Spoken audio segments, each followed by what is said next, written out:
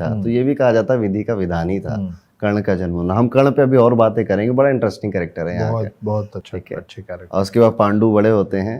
हाँ, पिक्चर में आते हैं युधिष्ठिर, भीम, नकुल, सहदेव और अर्जुन, ठीक है।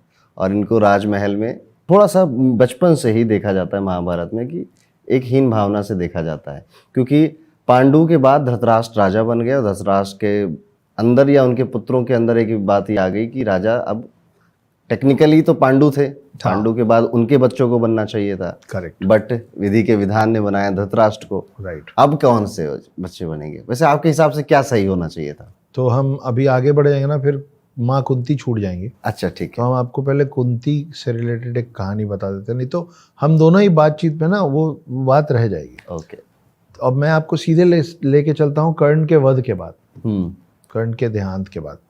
तो हुआ ये कि कुंती रो रही थी और युधिष्ठिर और बाकी चारों भाई, टोटल 5 पांडव पहुंचे, और उन सबको इस बात का टेंशन था कि कर्ण को हराना बहुत कठिन काम है। तो युद्ध में भी ऐसा हो रहा था कि वो मैंने पहले भी कहीं बताया है, पता नहीं आपको बताया है कि नहीं। तो क्या हुआ था कि अर्जुन का जो रथ था उसके सारथी तो कृष्ण थे, उनके ध्वज पे बैठे थे हनुमान, क्योंकि ये गए थे हनुमान से मदद मांगे। तो हनुमान बोले कि अगर मैं इस युद्ध में उतरूंगा तो धर्म युद्ध हो ही नहीं पाएगा, क्योंकि होने के पहले मैं ख़त्म कर दूंगा, इसलिए मैं सीधे सीधे, लेकिन आप मतलब नहीं उतरूंगा सीधे सीधे, पर आप मेरे दरवाजे आए तो मैं आपको खाली हाथ भी नहीं लौटाना चाहता हूँ। मैं आप जिस रथ के सारथी बनेंगे हे कृष्ण,